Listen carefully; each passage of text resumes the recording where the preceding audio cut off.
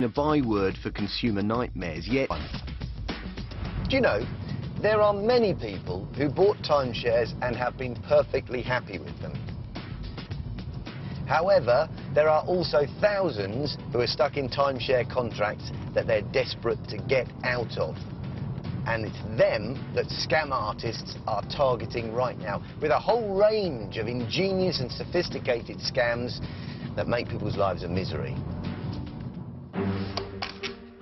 Known as resale scams, they target people who are desperate to sell their timeshare. And agencies like the National Fraud Authority are receiving huge numbers of complaints. We know of tens of thousands of people who've been affected and have lost together hundreds of millions of pounds.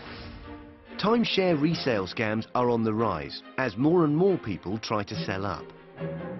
There are a lot of people who are now desperate to get rid of their timeshare. They find it's a millstone around their neck, mainly because of maintenance fees and maintenance fees increasing. If perhaps they've grown older and don't want to travel to the same destination or go on holiday at all, they find that they have this obligation to pay these fees year after year, and they want to get rid of the timeshare. Michael and Hilary know this feeling all too well, having spent the last 6 years trying to get rid of a timeshare they bought in 1998. Hello. Mike. So this all started with a holiday, or an idea for a holiday, is that right? It did. We had an invitation to attend a presentation. And so we went along to it saying, we're not going to enter into anything, we're not going to sign up into anything. And we came away having signed up for a timeshare with a canal boat in the Midlands. The traditional way of selling timeshare many years ago was around a very slick presentation where some really good salespeople would sell you the dream of quality holidays for a lifetime at knockdown prices. We got there and there was a presentation for a number of people, wasn't there? Yes, I think a general presentation. Then it was a kind of one-to-one, and then you were allowed to go away and think about it. But in the thinking about it, it was in a room that had, you know, continuous slideshows of different holidays and the rest of it. Michael and Hilary were seduced by what they saw. They were being offered a canal boat timeshare in the Midlands, but in addition to that, they'd be able to exchange weeks on the canal boat for weeks abroad, giving them the flexibility to take holidays wherever they wanted. The icing on the cake was that their grown-up children could use it too, which was a major selling point for Hilary. You almost, in a way, start to say, well, yes, I can see it would be really rather nice to have a holiday, and it would be good for the children to think that they can tap into this whenever they wanted to. And, you know, and I think you've just subtly given them some little clue that they've picked up on, and I think that's what they do, these salespeople. They pick up on little clues that you give them, that maybe this is the way in to convincing them that they should do this. The salesman also played off the couple against each other. Often people can, when they get together, will think maybe it's not the best thing. But you could separate people in a presentation and say, well, surely your husband or your wife would like you to, you know, invest in holidays for life. Surely you want to give her or him a treat. Mike, what was more important to you during that meeting? The fact that you got a good deal, or the fact that Hilary came out happy? I think I've got to honestly say that it was that Hilary came out happy. And how are you feeling about this, Hilary, at this stage, when you've walked out and you've signed this deal? Oh, I think quite excited. The possibility of having a really lovely holiday every year, and the possibility of being able to offer, say to our children, well, you know, why don't you take a break, go off to Spain, here's a week's holiday, go to Spain. They signed up to the timeshare for £6,000 and were soon packing their suitcases for a holiday abroad. We had the holiday in Malta. We did get a canal holiday out of it, so we did take advantage of that. And our son did take a holiday in Lanzarote, didn't he, out of it. But in 2003, 5 years after Michael and Hilary had bought their timeshare, the novelty had worn off. Our holiday style changed,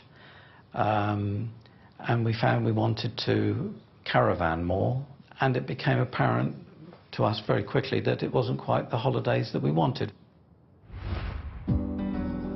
Michael and Hillary's £6,000 timeshare was costing them £300 a year in maintenance fees, so they were keen for a quick sale.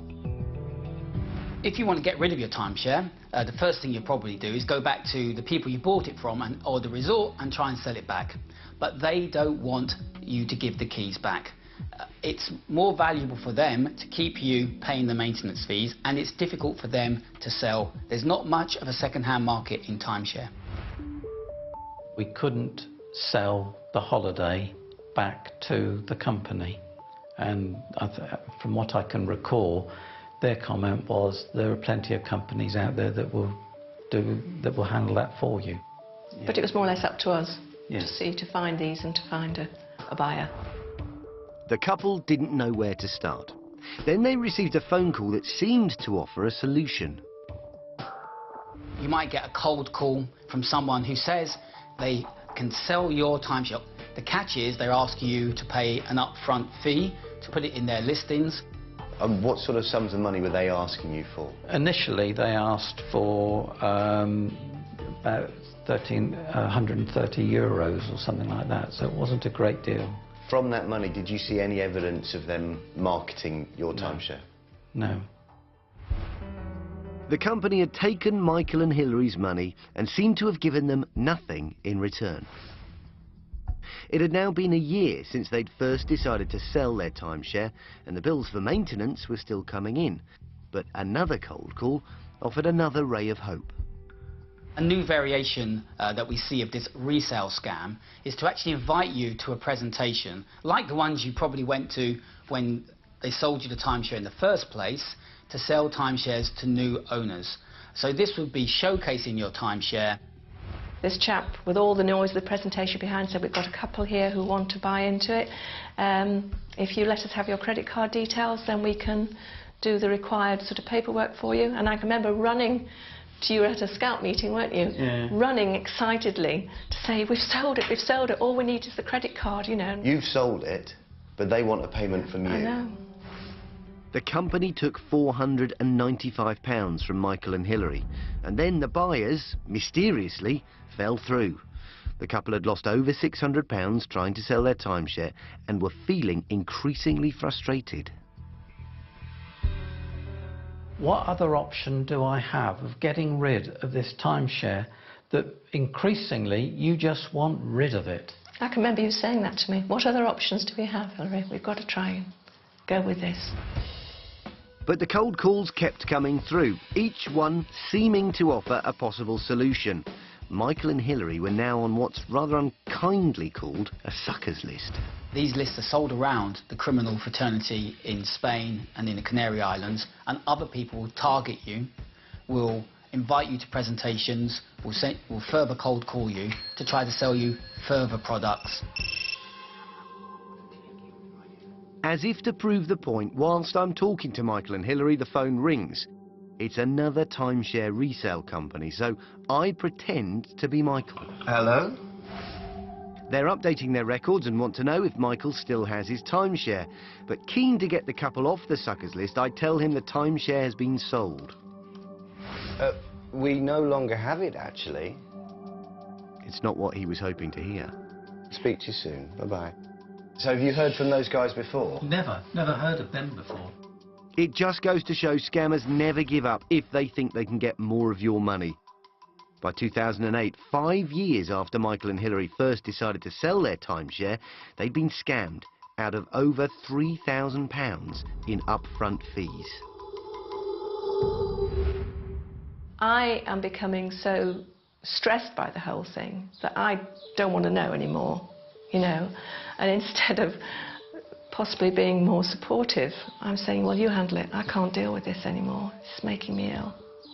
In the end, there were about 4 or even 5 different companies that I paid money to in order to get rid of this timeshare that we no longer want and no longer need. If you are desperate to sell something, you'll look for increasingly desperate measures, and therefore you're more likely to be taken in by the salesperson, by that phone call. And the scammers were now ready with a new tactic. We were invited to a presentation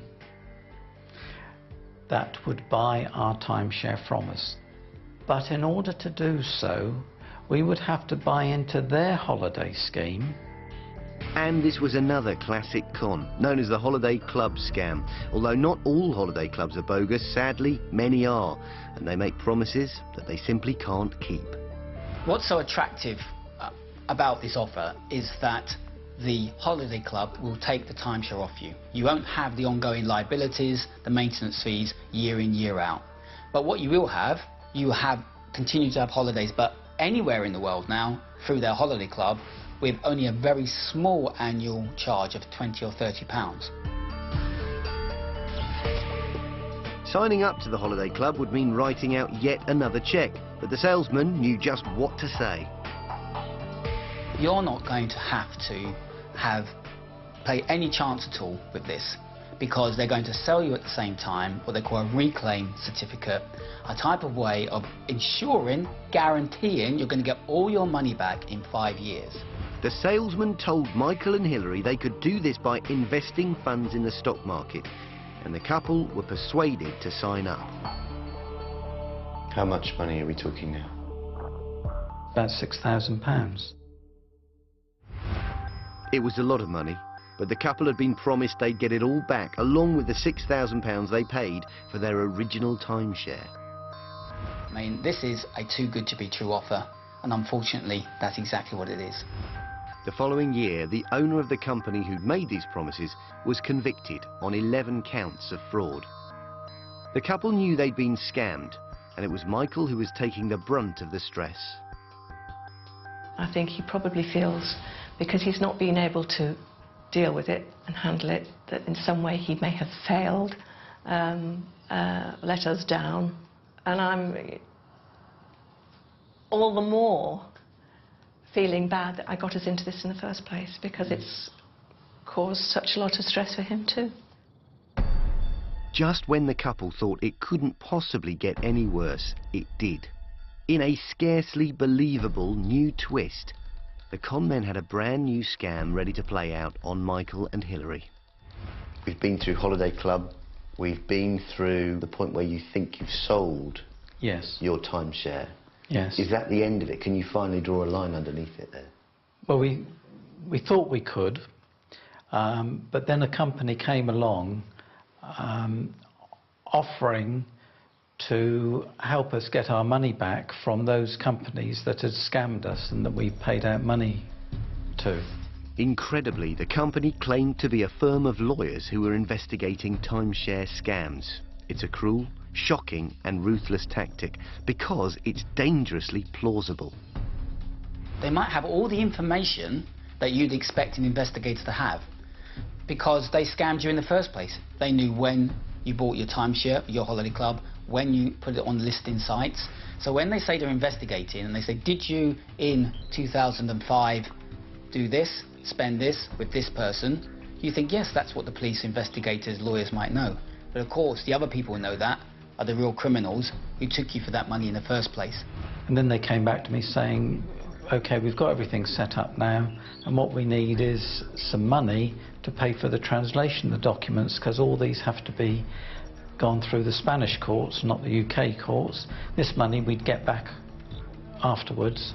In a last-ditch attempt to salvage something from the situation, Hilary and Michael parted with another £2,000.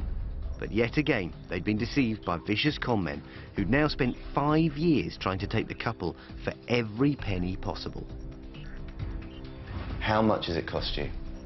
Approximately £12,000. Okay. You might wonder how Michael and Hilary could possibly have handed over such large sums of money, but the con men behind these scams were cold and calculating, and I think they saw something in Michael and Hilary that kept them coming back for more. I think it's the fact that you really care for each other that is the centre of why they've been allowed to carry on doing it for so long. Because we wanted the best for each other, I suppose. And for your family. And for the family. Mike, you've been desperate to see Hilary happy about this situation. Yeah, absolutely. And it seems to me you've done whatever you can to make that the case. And Hillary, in the first place, you were trying to look after your family and give them something they could all enjoy, you could all enjoy together.